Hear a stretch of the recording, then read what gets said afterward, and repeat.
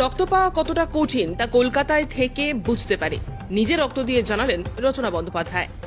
আজ চন্দননগর তৃণমূলের রক্তদান শিবিরে রক্তদান করেন হুগলির সাংসদ রচনা বন্দ্যোপাধ্যায়। সাংসদকে সংবর্ধনা দেওয়া হয়।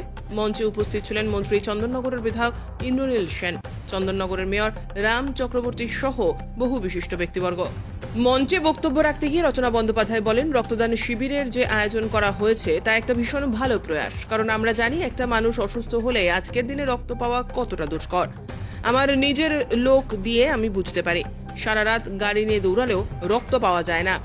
যতই সোর্স থাকুক না কেন, যতই চেনা পরিচিতি থাকুক না কেন, রক্ত পাওয়া যায় না। তাই বলবো, রক্তদান শিবিরের আয়োজন করা ভীষণই প্রয়োজন, সাধারণ মানুষের জন্য ভীষণ দরকার। চন্দননগরের জন্য সবসময় কিছু করতে আমি মুখিয়ে থাকব। হুগলি আমার এখন দ্বিতীয় ঘর, কলকাতা প্রথম ঘর। তাই যখন রচনা বন্দ্যোপাধ্যায়কে ডাকবেন, রচনা বন্দ্যোপাধ্যায় সেখানে থাকবেন। এদিনের অনুষ্ঠানে শহরের কৃতি ছাত্রছাত্রীদেরও সংবর্ধনা দেওয়া হয়। সবাইকে সুপ্রভাত। আজকে সকালের দিন খুব ভালো শুরু হয়েছে আপনাদের এখানে। এর আগে অনেকবার এসেছি চন্দননগরে, কিন্তু সাংসদ হওয়ার পরে আজকে প্রথমবার এখানে আসলাম এবং একটি এত সুন্দর কাজে আসলাম। সব থেকে বড় কথা, কৃতি ছাত্রছাত্রীদের সংবর্ধনা দেওয়া হচ্ছে এবং তার মধ্যে 9 জন আমাদের এখানে চন্দননগর থেকে কজন হয়েছে? হ্যাঁ, সেটাই বলছি, 9 জন মেয়েরা এগিয়ে রয়েছে। এটার জন্য একটা জোরে হাততালি পাওয়া উচিত। Very good. যে স্নেহা যে প্রথম হয়েছে, সে আমাদের চন্দননগরের থেকে বিলং করে, সেই জন্য স্নেহার জন্য আমার অনেক শুভেচ্ছা, অনেক অনেক ভালোবাসা। এবং আমি আপনাদের কাছে আজকে এখানে আসতে পেরেছি রক্তদান শিবিরে, সেই জন্য আমি ভীষণ খুশি এবং গর্ব অনুভব করছি। আজকে ইন্দ্রনীলদা আছেন আপনাদের সাথে, আমাদের মন্ত্রী তথা আমাদের এমএলএ, এবং আমাদের সাথে আমাদের মেয়র সাহেব আছেন, অমিতদা আছেন, মুন্না ভাই আছেন। এখন আমি আপনাদের কাছে রয়েছি।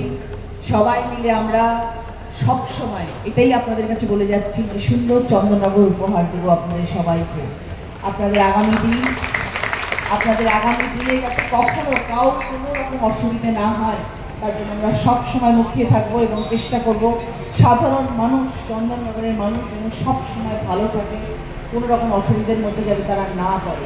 যদি পরেও কখনো, আমরা সবাই আছি তাদের পাশে এবং তাদের জন্য যা যা করার দরকার সেগুলো আমরা সবসময় করবো। এরকম রক্তদান শিবিরটা আয়োজন করা হয়েছে, ভীষণ ভালো একটি প্রয়াস। এরকম হওয়া দরকার, কারণ আমরা জানি যে একটা মানুষ অসুস্থ হলে আজকের দিনে ব্লাড পাওয়া যে কি অসম্ভব অসুবিধার একটা ব্যাপার, সেটা আমরা কলকাতায় থেকে আমরা বুঝতে পারি। আমার নিজের কাছের লোকেদের দেখে আমি বুঝতে পারি, যারা রাত দৌড়াতে থাকে গাড়ি নিয়ে, কিন্তু ব্লাড পাওয়া যায় না।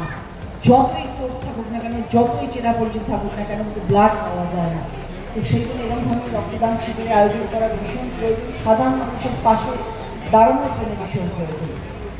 আজকে আমি আপনাদের এখানে আসতে পেরে ভীষণ খুশি হয়েছি এবং আগামী দিনেও যখন প্রয়োজন মনে হবে, যখন মনে হবে যে রচনার দিকে দরকার, আমি সবসময় আসতে প্রস্তুত, আপনাদের পাশে আপনাদের সাথে থাকবো। হুগলি এখন আমার দ্বিতীয় ঘর। প্রথম ঘর কলকাতা হলে দ্বিতীয় আমার ঘর হচ্ছে হুগলি। তাই আপনাদের পাশে থাকাটা আমার দায়িত্ব এবং আমার কর্তব্যের মধ্যে পড়ে। ভালো লাগলো আপনাদের সকলের সামনে একটু। ধন্যবাদ আপনাদের সবাইকে এবং আগামী দিনে আবার আপনাদের সকলের সাথে দেখা হবে। ধন্যবাদ সবাই।